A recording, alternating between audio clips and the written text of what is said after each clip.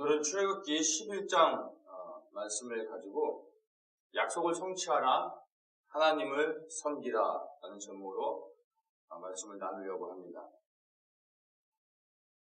우리가 앞서서 애굽에 내리는 9가지의 재앙들을 출애굽기 10장까지 해서 살펴보았고, 이제 출애굽기 11장에서는 10번째 애굽에 내리는 재앙에 대해서 언급하는 장면이 11장에 나옵니다. 그리고 실제적으로 그 10번째 재앙의 자세한 설명들과 그 내용들은 출애굽기 12장에서 말하고 있습니다. 그래서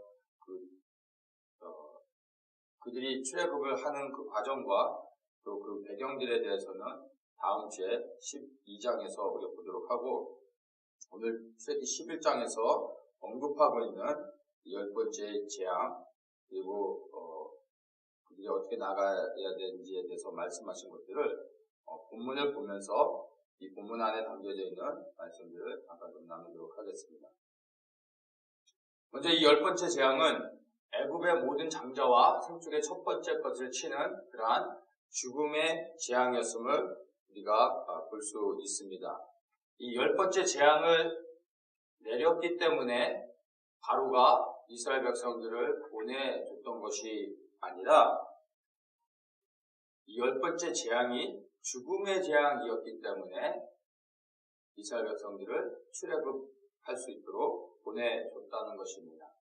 그래서 10번째가 중요한 것이 아니라 바로 죽음의 재앙이었다는 것이 포인트가 되는 것입니다. 이 죽음의 재앙이 아니었다면 10번째가 아니라 20번째였다 할지라도 바로는 이스라엘 백성들을 결코 보내주지 않았을 것입니다. 근데 이 10번째 재앙이 바로 생명을 취하는 죽음의 재앙이었기 때문에 이스라엘 백성들을 보내줄 수밖에 없었다라는 것입니다. 이 애굽은 바로 하나님을 대적하는 세상을 상징하고 있습니다. 하나님을 섬기지 아니하고 하나님을 대적하는 사람들의 그 인생의 끝은 바로 심판입니다. 그 심판이 죽음을 통해서 온다는 것입니다.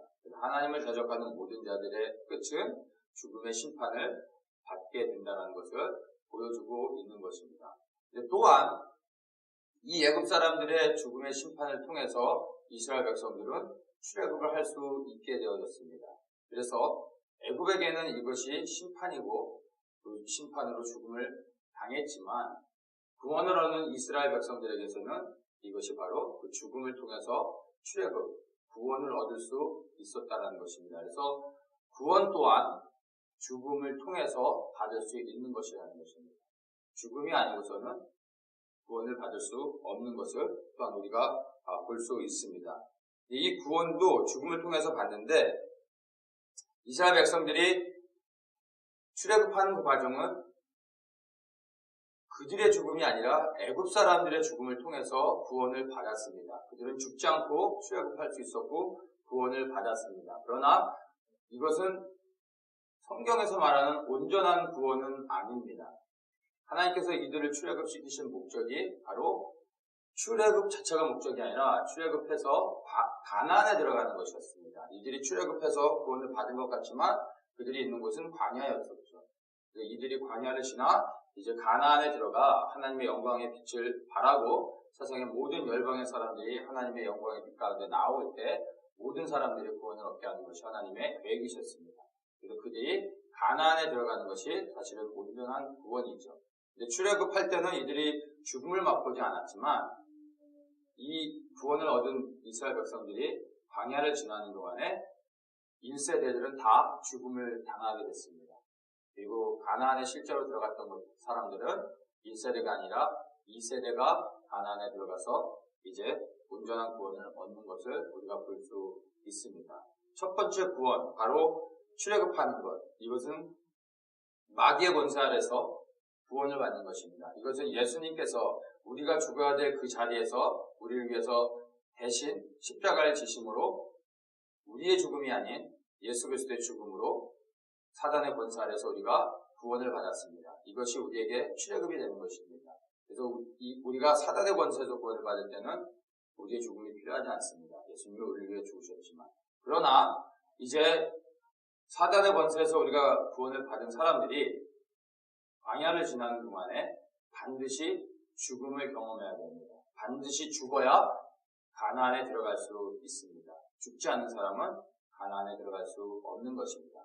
유일하게 여호수아와 갈렙만이 죽음을 이 광야를 지나는 동안에 그들은 죽음을 경험했습니다. 그리고 가나안에 들어갈 수 있게 됐습니다. 그것이 무엇이냐면 출애굽했을 때 우리는 죽음이 필요하지 않지만 광야를 지나는 동안에 우리는 노예의 근성, 애굽의 노예로 바로 권세 아래서 살았을 때 그 노예의 근성을 제거해야 되는 것입니다. 그것이 바로 육의 본성들, 죄된 습성들, 이것들이 처리되고 광야에서 죽지 않으면 가나안에 절대로 들어갈 수 없다는 것입니다.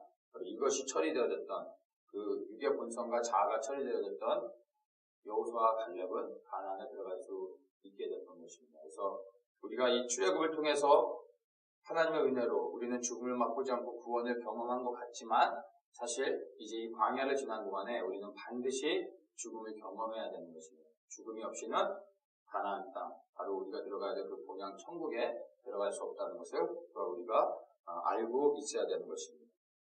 이렇게 이스라엘 백성들이 이제 애굽을 내리는 죽음의 재앙, 그 심판을 통해서 이제 곧 나오게 되는 것을 우리가 이제 볼 수 있습니다. 그래서 애굽에 내렸던 모든 재앙들은 여호와 하나님이 유일하신 열방의 참 하나님이심을 보여주는 또한 표적이었던 것을 알고 또 죽음을 통해서만 애굽을 나가게 된다라는 것을 바로 이 10번째 재앙을 통해서 우리가 확인할 수 있습니다.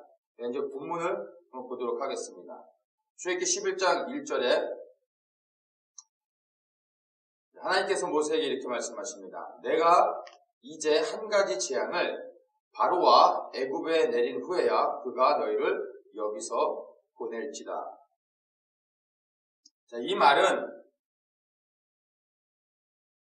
이제 한 가지 재앙을 더 내리고 나면 바로가 너희를 보낼 것이다 라고 말씀하시는 것입니다. 한 가지 재앙을 더 내린다는 것, 바로 이것이 뭐냐면 마지막 재앙이 될 것이라는 말씀인 것입니다. 이제 한 가지 재앙만 더 내리면 바로가 너희들을 보내게 될 것이다 이렇게 말씀하시는 거죠.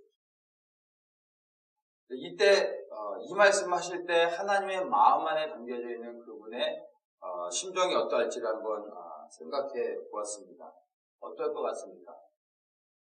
이 말씀은 사실 출애굽기 3장에서 하나님이 하셨던 말씀을 다시 반복하시는 거거든요. 근데 이 말씀을 3장을 통해서 벌써 출애굽에 대한 언약을 주셨었죠. 그리고 이제 이 말씀을 하시면서 이제 내가 그 언약했던 것을 내가 이제 지킬 것이다. 한 가지 재앙만 더 내리면 너희들이 이제 나가게 되는 것이다 라고 말씀하시는 것입니다. 이 말씀하실 때 하나님께서 모세를 향해서 모세야 정말 고맙다. 수고했다. 네가 지금까지 나를 신뢰하고 믿으며 순종하며 바로 앞에 서서 내 말을 대언해줘서 고맙다. 이제 딱 한 번만 더 네가 바로 앞에 나가서 내 말을 대언할 때 너희들이 출애굽을 할 수 있게 될 것이다. 이렇게 하나님의 그 마음 안에서 말씀하시는 거라 생각이 되어집니다. 우리 한번 출애굽기 3장 말씀을 보겠습니다. 출애굽기 3장에 보면 출애굽기 3장은 하나님께서 모세를 부르셔서 그에게 위대한 사명을 주시는 장면입니다. 그리고 그에게 그를 하나님의 산 호렙에서 떨기나무에 나타나셔서 그에게 위대한 사명을 주시면서 이렇게 말씀하십니다. 3장 10절에 이제 내가 너를 바로에게 보내어 너로 내 백성 이스라엘 자손을 애굽에서 인도하여 내게 하리라. 이 위대한 소명을 주신 다음에 3장 20절에 보면은 하나님께서 이렇게 말씀하십니다. 내가 내 손을 들어 애굽 중에 여러 가지 이적으로 그 나라를 친 후에야 그가 너희를 보내리라. 이렇게 말씀하십니다. 보내시겠다는 약속을 주셨고 그 과정 가운데 어떠한 일이 있을 것인지에 대해서 20절에 언급하고 있습니다. 여러 가지 이적을 보낸 다음에 여러 가지 이적으로 그 나라를 친 후에 너희를 보낼 것이다. 여기에서 하나님께서 10가지의 재앙을 내리고 그 다음에 나가게 될 것이라 말씀하지 않았습니다. 여러 가지 재앙 이적을 그 나라를 치웠을 때 그가 너희를 보낼 것이다 라고 말하는 것입니다. 모세는 이 말씀을 들었을 때 아마 감지를 했을 것입니다. 내가 바로 앞에 한번 선다고 바로 이 이스라엘 백성들이 출애굽할 수 있는 것이 아니라 이 과정이 쉽지는 않겠구나라는 것을 아마 감지는 했었을 것입니다. 그러나 모세도 몇 번을 이러한 바로 앞에 서서 재앙을 내리며 그와 대면해야 되는지에 대해서는 모세도 정확히 알 수 없었던 것입니다. 바로 이런 상황 가운데서 모세가 바로 앞에 서는 것입니다. 하나님으로부터 약속을 받았지만 실제 모세가 처한 상황과 환경들은요 결코 녹록하지 않았음을 우리가 알 수 있습니다. 그런 가운데 서서 모세가 지금 바로 앞에 나아가고 있었던 것입니다. 바로는 애굽의 왕일 뿐만이 아니라 그 당시에 애굽의 왕은 세상을 대표하는 세상의 임금인 것이었습니다.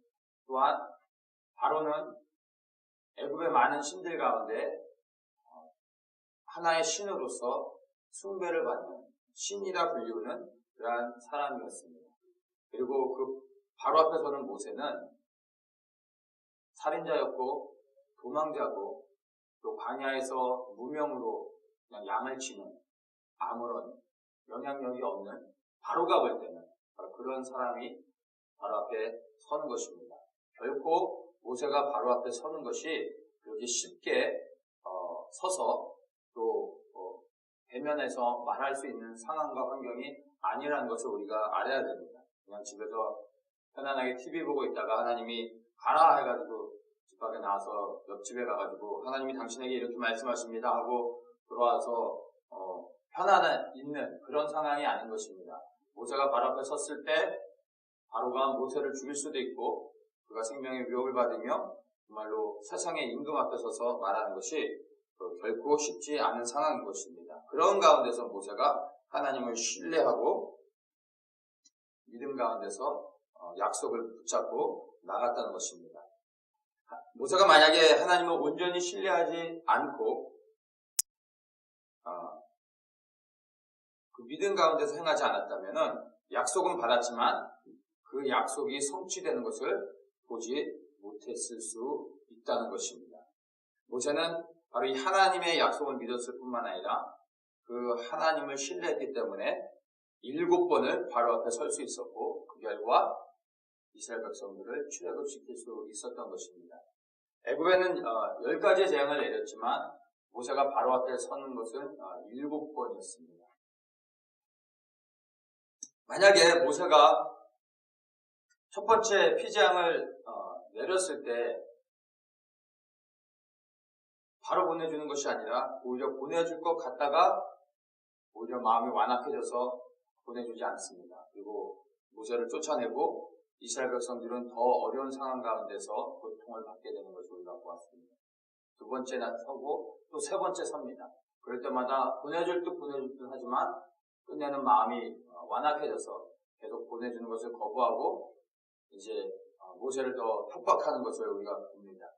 만약 모세가 6번까지 나갔다가 결국에는 포기해버리고 이제는 하나님 난 더 이상 바로 앞에 서고 싶지 않습니다. 용기도 없고 자신도 없고 그럴 만한 이제 힘도 없습니다.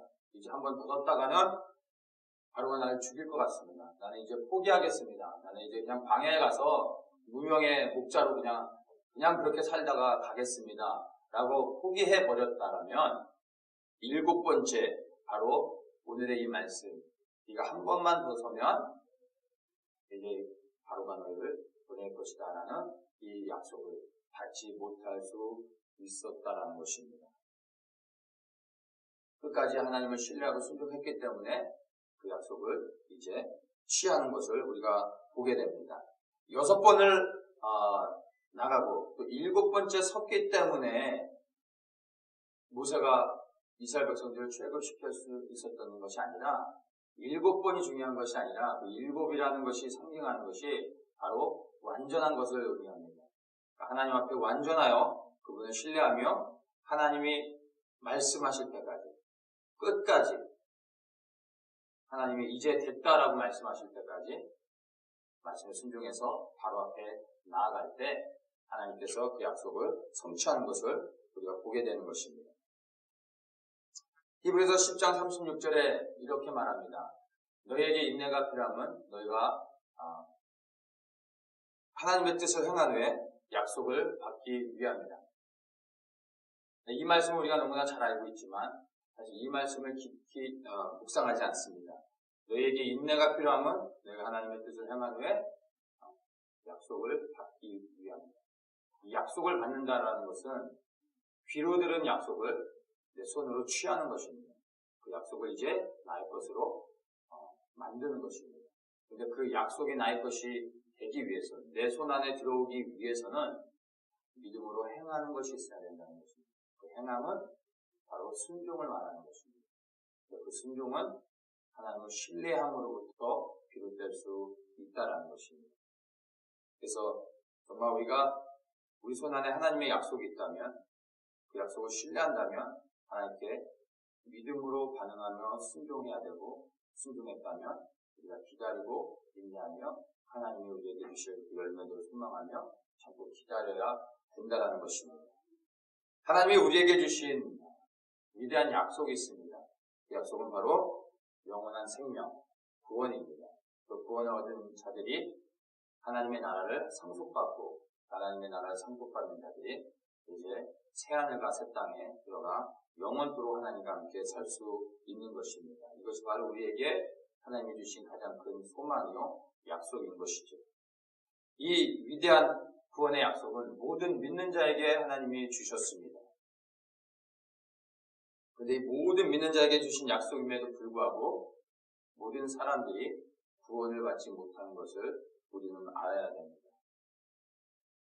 왜냐하면 믿는 자는 많지만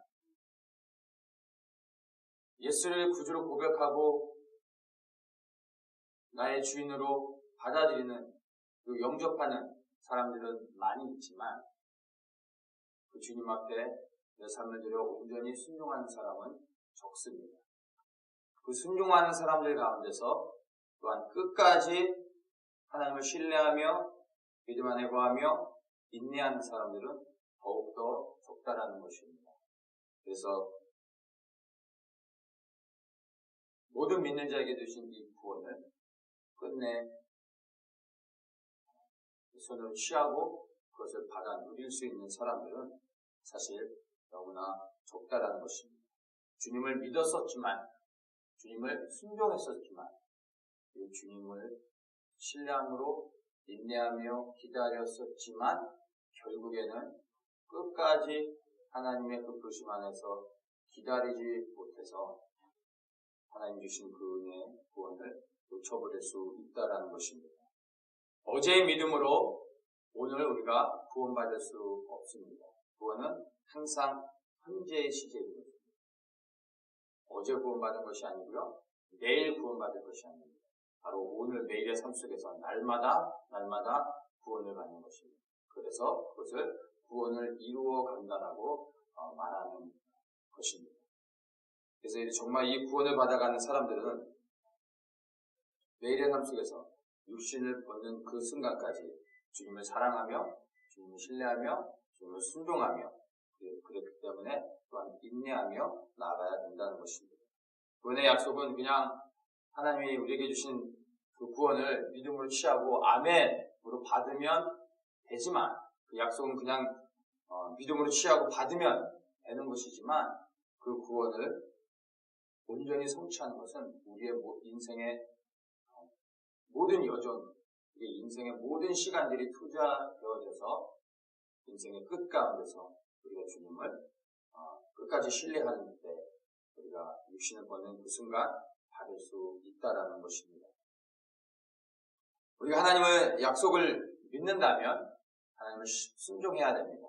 이걸 순종했다면 이제는 믿음으로 인내하며 하나님의 그 약속이 우리에게 주어질 때까지 기다려야 되는 것입니다. 그것이 구원을 받는 과정인 것입니다. 또한 삶 속에서 우리에게 하나님께서 개인에게 주신 그런 약속들이 있습니다.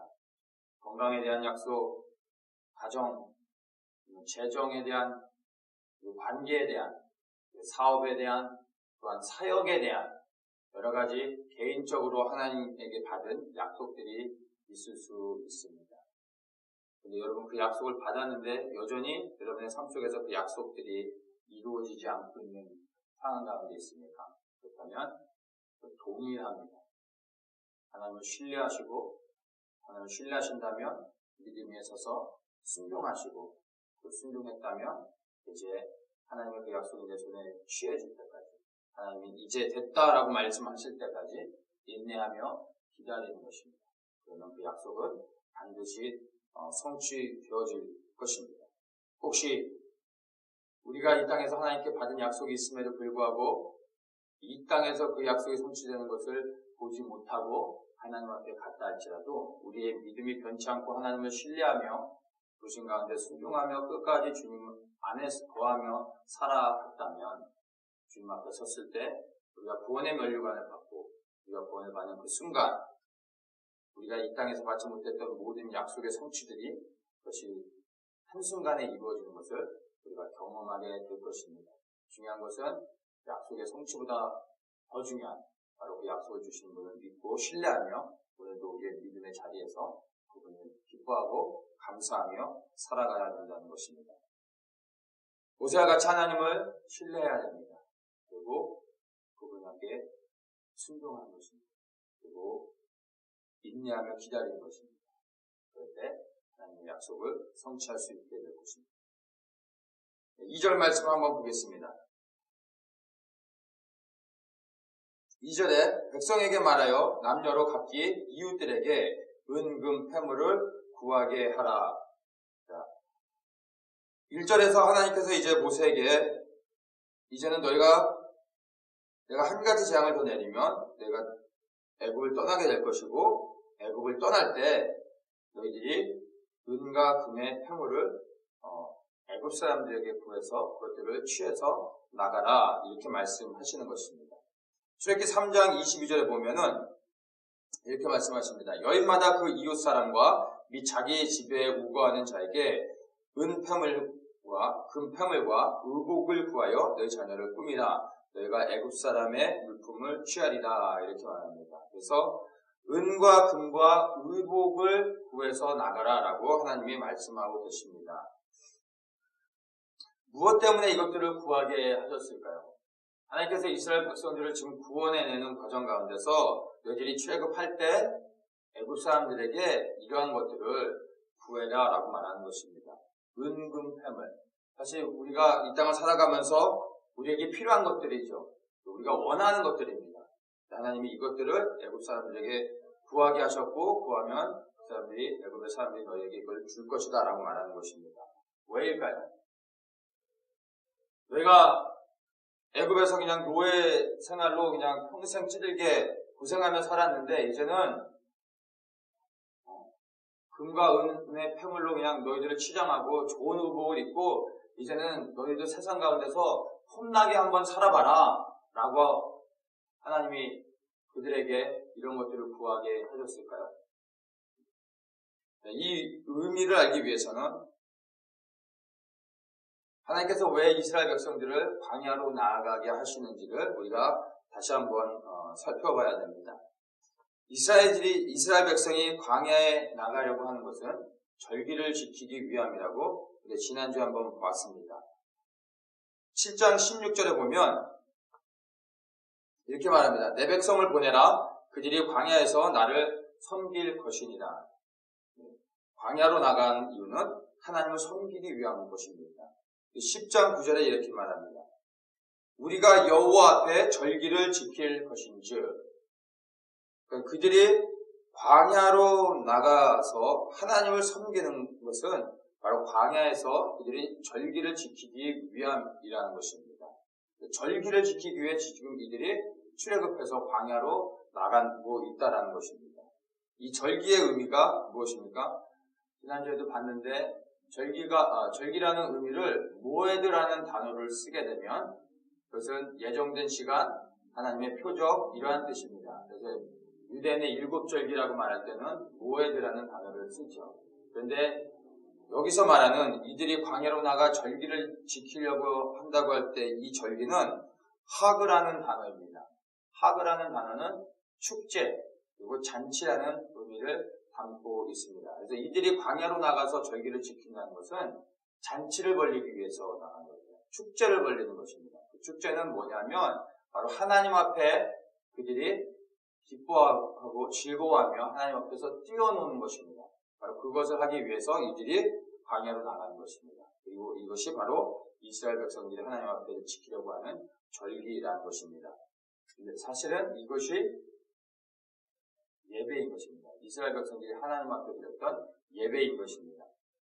우리가 예배하면은 요즘은 좀 덜하지만 예전에는 예배하면은 교회 딱 들어가면은 조용히 해야 되고 숨소리를 내면 안 되고 묵도로부터 시작해서 묵도하고 있을 때 하나 이제 목사님이 성경 구절 하나 읽고 아멘하면 같이 이제 아멘하고 이 주보에 보면은 별표가 있죠. 별표는 일어서서 그러면 그 표가 있는 거는 일어서서 했다가 또 앉았다가 찬송가 하나 불렀다가 교동문 할 때 또 일어섰다가 앉았다가 이러한 예배의 형식과 절차들이 있었습니다.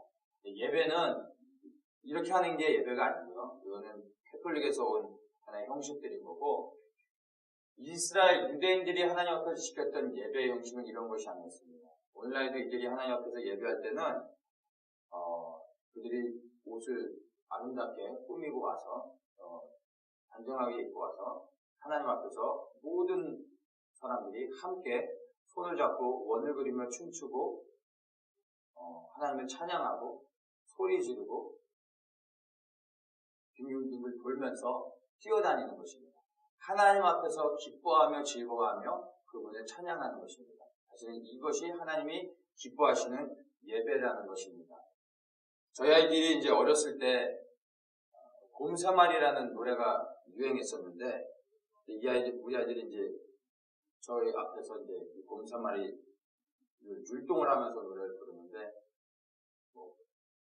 한국말이니까 발음도 좀 안 되고 가사도 제대로 모르고 율동도 막 틀리게 근데 저희 앞에서 막 즐겁게 이 아이들이 그런 율동을 할 때 부모인 제가 그것을 볼 때 그 아이들이 율동을 잘하고 못하고가 전혀 중요하지 않고 그 앞에서 재롱을 떠는 그 자체가 너무나 큰 기쁨이고 저게 즐거움이고 그리고 또 감격이었습니다. 마찬가지로 우리가 하나님 앞에서 정말 다른 것을 생각하지 않고 하나님을 기뻐하며 그분 앞에서 우리가 뛰놀고 그분을 찬양하며 그분 앞에서 율동을 하고 그분을 즐거워할 때 하나님이 가장 기뻐하시고 최고의 영광을 받으신다는 것입니다. 이것이 실제 하나님 앞에 드리는 예배이고 이스라엘 백성들이 바로 이것을 하러 나가고 있다는 것입니다. 자, 바로 하나님 앞에서 이렇게 절기를 지키며 하나님을 예배하러 이 사람들이 지금 광야로 이스라엘 백성들이 나가고 있는데 하나님께서 바로 은과 금과 의복을 이스라엘 백성들에게 주기 원하시는 목적은 바로 이것들로 하나님 앞에 예배드리는 이스라엘 백성들을 단장하게 하기 위한 것이었습니다. 우리가 인생 가운데서 가장 귀한 사람을 만나러 간다면 여러분은 어떻게 하고 가시겠습니까? 캘리포니아 사람들처럼 그냥 반바지에 슬리퍼 신고 가겠습니까? 아니면 집에서는 가장 귀한 옷, 가장 아끼는 좋은 옷을 입고 나가시겠습니까? 하나님을 만나러 갈 때 우리는 몸을 단정히 하고 가장 좋은 의복을 입고 하나님을 만나러 가야 되는 것입니다. 바로 하나님 앞에 나아갈 때 이렇게 의복을 단정히 하고 하나님을 만나러 가게 하기 위해서 하나님께서 의복을 구하고 은금 폐물을 이스라엘 백성에게 주셨던 것입니다. 복음서에서도 나오지만 혼인잔치에 초대를 받았지만 의복을 구하지 못한 사람들은 그 문전에서 들어가지 못하고 쫓겨나는 것을 우리가 봅니다. 그래서 우리가 이 의복을 단정히 하고 하나님 앞에 나아가는 것은 너무나 중요한 것입니다. 그리고 하나님 앞에 나아가는 자들을 몸을 꾸미고 아름답게 하고 나갈 수 있도록 하나님께서 이런 은금 폐물과 의복을 허락하셨던 것입니다. 또한 출애굽기 후반에 이제 보면은 하나님께서 모세를 통해서 성막을 짓게 하시는데 이 성막을 짓기 위해서 필요한 모든 것들을 이스라엘 백성들을 통해서 자원하는 마음으로 예물을 드리는 사람들의 것을 가지고 성막에 필요한 모든 것을 만들게 하십니다. 자원하는 마음으로 예물을 드릴 때. 그래서 이 하나님께서 이 은금 패물 이런 것들을 주신 목적은 바로 하나님 앞에 나올 때 예물을 가지고 나와 그분을 예배할 수 있도록 그분에게 경배를 드릴 수 있도록 하기 위해서 이스라엘 백성들에게 그런 것들을 허락해 주셨다는 것을 우리가 알아야 됩니다. 그런데 바로 하나님을 섬기라고 주신 이러한 은금 패물과 의복을 가지고 이스라엘 백성들이 대상을 바꿔서 섬기는 것을 우리가 보게 됩니다. 출애굽기 32장에 보면 이제 모세가 계명을 받으러 산에 올라갔습니다. 시내산에 올라가서 있는 동안에 이스라엘 백성들이 기다리다가 지쳐서 인내하지 못하고 이제 이들이 하나님 앞에 범죄하는 장면이 나옵니다. 6절에 보면 이제 이 백성들이 아론에게 말합니다. 일어나라, 우리를 인도할 신을 우리를 위하여 만들라. 이 모세 곧 우리를 애굽 땅에서 인도해낸 사람은 어찌 되는지 알지 못함이니라. 이렇게 말합니다. 그때 아론이 이제 이렇게 얘기합니다. 2절에 너희 아내와 자녀의 귀에 금고리를 빼어 내게로 가져오라.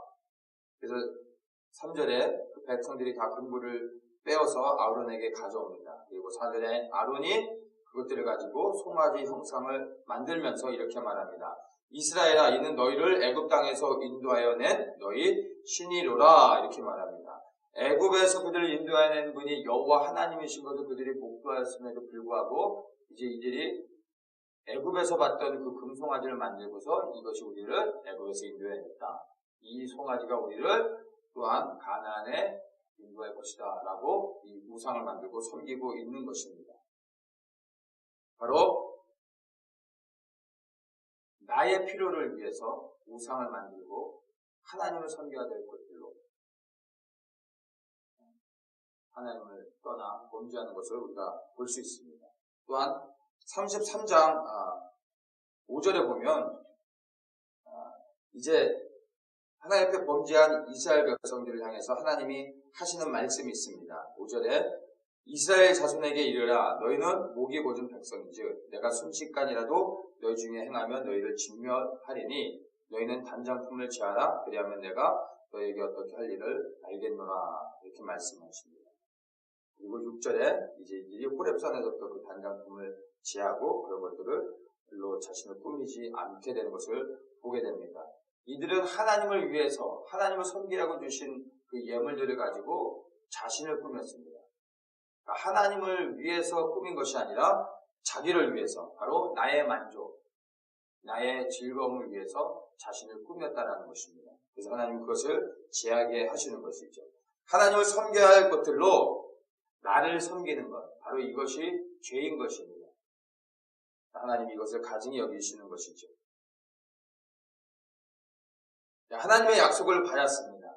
그러나 하나님부터 받은 그 약속이 성취되는 것도 중요하지만 더 중요한 것은 그 약속을 넘어 약속을 주신 하나님을 사랑하고 그분을 신뢰하며 그 약속을 주신 하나님을 섬기는 것이 더욱더 중요한 것입니다.